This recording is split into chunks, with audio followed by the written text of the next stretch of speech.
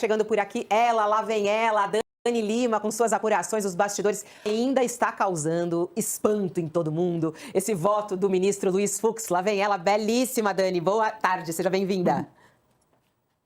Obrigada, Fabiola. Boa tarde pra você. Boa tarde, Sakamoto. Outro dia eu lancei um saca aqui na maior intimidade. Cheguei ontem, já tô querendo sentar na janelinha. Eu te chamo de Dani, você me chama de saca e segue o jogo. Eu também falo saca, mas a mãe dele chama ele de Léo. Também você pode falar Léo. E todos os amigos próximos é tudo Léo. E a mãe, quando tá brava, é Leonardo. É isso. Se alguém me chama de Leonardo, tá bravo, justamente.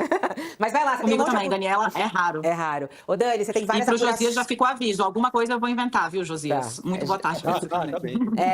Nos bastidores a gente chama ele de Josi, de poeta e por aí vai. Mas você fica à vontade pra criar o seu apelido a ele. Ô, Dani, quero saber dos bastidores. Você tem muita coisa aí. O que você acabou de apurar?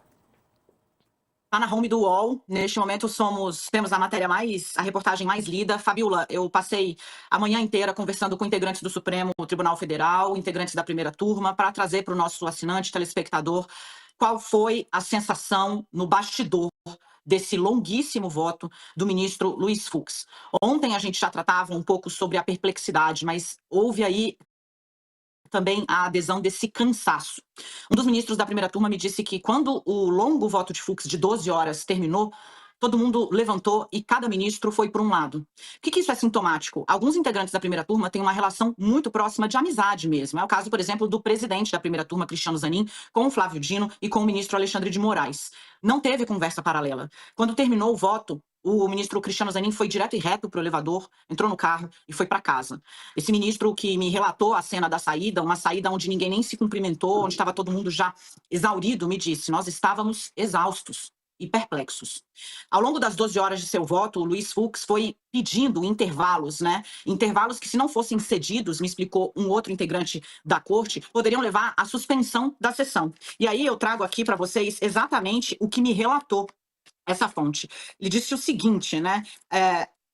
Se teve um gol no que ele define, né, como um longo e trágico dia, perdão, a fonte afirma, o ministro, se teve um gol durante esse longo e trágico dia, foi o fato de que conseguimos terminar o julgamento ou o voto de Fux ontem.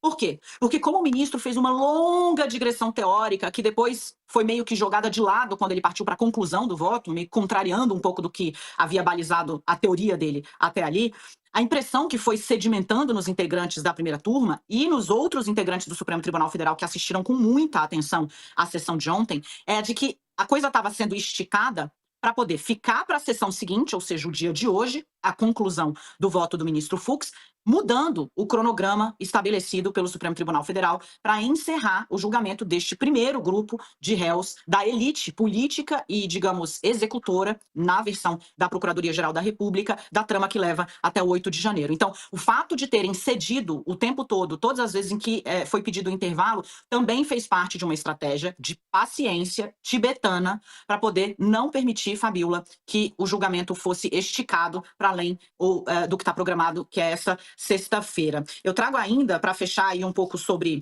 a sensação que foi pairando, né, durante o julgamento, durante esses intervalos, o ministro Luiz Fux, segundo me relataram as fontes, ia direto para o gabinete dele, sem falar com os demais. E os outros 4 integrantes da primeira turma se reuniam numa sala conexa ali, que eles chamam de sala do lanche, uma sala onde tem um café, tem sempre alguma coisa, porque, bom, foram 12 horas só de voto do Luiz Fux. E aí, no início, a troca de comentários era, gente, o que está acontecendo, né? O que aconteceu? Que foi dito ali, né?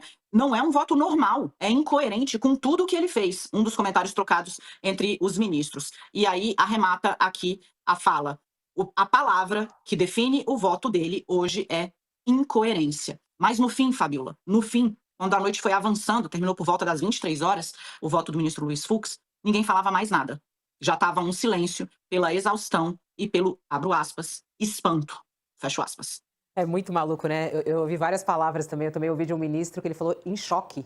Ele falou assim, em choque. Ficaram chocados mesmo, porque achavam que haveria algum tipo de divergência, né, Dani? Mas ela foi muito além. E eu acho que não apenas os ministros do Supremo e até mesmo os da própria primeira turma, que no rosto era visível isso. E como você até descreveu agora, o comportamento, né? Isso é muito legal de acompanhar, de a gente ver essa expressão corporal, porque isso traz muita informação, né? A forma como eles se comportaram ali durante todo o voto do Fux. Chama a atenção também o os juristas pelo Brasil afora, os professores das universidades, né, falando sobre o voto do Fux, a incoerência do voto do Fux em relação ao que ele já tinha apresentado. E isso chama muita atenção nesse momento, né? Todo mundo querendo entender o que está por trás. E aí vem várias especulações, né? O que fez Fux mudar tanto de ideia, né, Dani? Essa é uma pergunta que nem os ministros conseguem responder ainda, e tem uma série de teorias circulando na corte. Como são teorias, acho que a gente não precisa se debruçar sobre elas. Mas para sintetizar, Fabiola, essa percepção, né, que você trouxe aí, também de acordo com as fontes que você ouviu, o ministro disse, né, uma das fontes com as quais eu conversei longamente, né, o problema é que não faz nenhum sentido, a sensação que nós tivemos é que ele decidiu absolver a todos e condenar o mordomo. Fora as premissas, me disse aqui também a fonte ministro do Supremo Tribunal Federal, que ele estabeleceu. Por que fez tudo isso? Para chegar ao final e dizer, um chefe de gabinete, um ajudante de ordens agiram a benefício de quem? Não é factível o que apresentou Fux, ou seja, age o vice e age o ajudante de ordens para presentear um presidente da República que havia perdido a eleição, segue a fonte, com um golpe de Estado, não chega a lugar nenhum. Tem uma expectativa, e eu vi que o Josias já estava falando sobre isso, né, de que os ministros usem hoje a sessão, e aí já trago, um segundo bastidor, né, o que vai acontecer no dia de hoje, Fabiola, Sakamoto e Josias, né. O que vai acontecer hoje é o seguinte, a disposição, segundo interlocutores do ministro Cristiano Zanin, e confirmei com pessoas do gabinete dele, a intenção do ministro é alongar, esticar a sessão que começa daqui a pouco, às 14 horas, então você fica aqui com a gente nesse esquenta, até que seja possível terminar o voto de Carmen Lúcia, que vai ser longo, e o voto do próprio ministro Cristiano Zanin. Porque aí a sexta-feira vai ficar reservada só para a discussão da dosimetria. Que palavrão é esse? É o tamanho das penas. A expectativa desse ministro, que acompanhou o julgamento com muita atenção ontem, é de que, abro aspas, Carmen Lúcia faça um bom e forte voto. Dentro da primeira turma, ninguém descarta embate, Fabiola, devolvendo para você. Por quê? O ministro me disse, Fux exigiu que não houvesse a partes a fala dele. Nós respeitamos.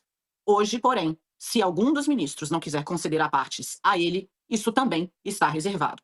O regimento do Supremo garante que quem está proferindo o voto é que diz se concede ou não a palavra ao colega. Tem muita gente achando que pode ter algum tipo de confusão, porque sim, vai falar Carmen Lúcia, vai falar Cristiano Zanin, mas Flávio Dino e Alexandre de Moraes devem usar os apartes para poder, abro aspas, como disse aqui a fonte, clarear